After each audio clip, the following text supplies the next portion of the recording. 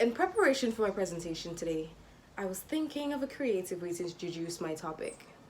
It dawned on me that since my entire presentation is centered around the workplace, then why not just start there? So let's go from the beginning, the hiring process. Take a few seconds to examine these two sample resumes and imagine that you're a business owner trying to fill a job vacancy in your organization.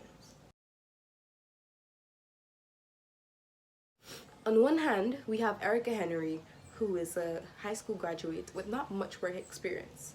But on the other hand, we have Iman Abdullah, who is a college graduate with a relative work experience. By way of logic, I think that 9 out of 10 of us would agree that Iman is the more suitable applicant, being that she's more qualified. However, sad to say, many employers would have rejected Iman's application just based on her name, her Muslim name. My name is Rhonda Campbell, and 4 months ago I became Muslim and committed to wearing hijab. Today, as I've already started doing with my very real resume scenario, I would like to shed some light on religious discrimination and answer the question: why are hijabis considered the victims of discrimination within the workplace? It is a proven fact that Muslim women who wear hijab, more commonly referred to as hijabis, are met with many instances of discrimination within the workplace, such as the reality that they are less likely to be hired. When hired, they are met with unfair treatment, and they are commonly the targets of acts which depict a blatant disregard for their religious views. Let's start with the first point. Are hijab-wearing Muslim women really less likely to be hired?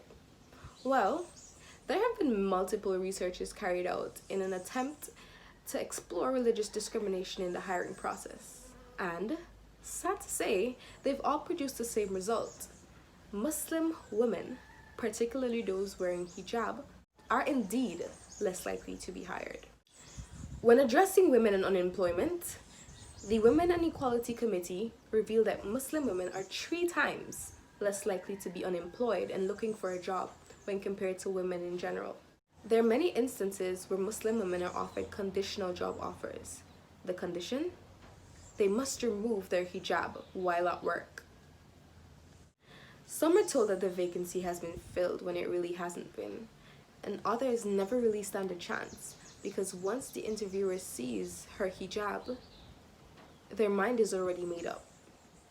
Here is a very popular case of a woman who was denied a job at a known women's clothing store, Abercrombie & Fitch, just because she wore hijab.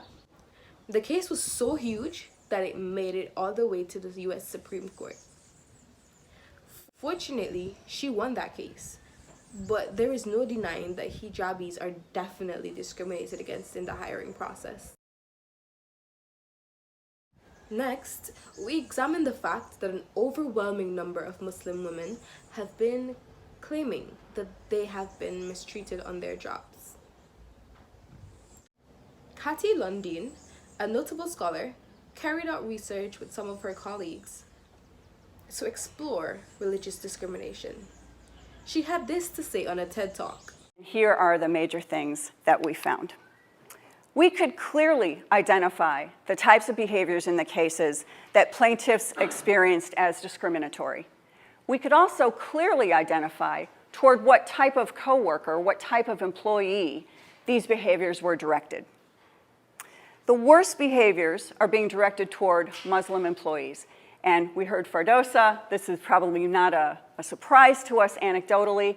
We found it empirically over a long period of time, and it was not even close. It was by a landslide, and it was dramatic. And even more significant than that, examining data from that time period of 1999 to 2015 revealed that while the rates of discrimination based on race and sex had remained relatively stable, discrimination based on religion had more than doubled. It is easy to deduce that Muslim women are not at all treated fairly in the workplace. Lastly, over the years, way too many reports have been filed by hijabis who have claimed that their employers and even their co-workers have said or done something deemed inconsiderate or plain out disrespectful based on their religion. There have been instances where workers have attempted to pull off the hijab of fellow Muslim co-workers, which in itself is an insult. And there have even been reported instances where hijabis have been denied short breaks so that they can make their obligatory prayers. Across the world, Muslim women are the targets of much discourteous behavior. Evidently, it is impossible to deny that hijabis across the world are victims of many forms of discrimination within the workplace. They are rejected right from the recruitment phase. They are treated unjustly even when hired. They are made the targets of impudent behavior while just trying to make an honest living. Don't be that employer who rejects Iman Abdullah and makes her feel less of a human because she's a Muslim. She's more qualified and should be treated fairly, just as any other human being should.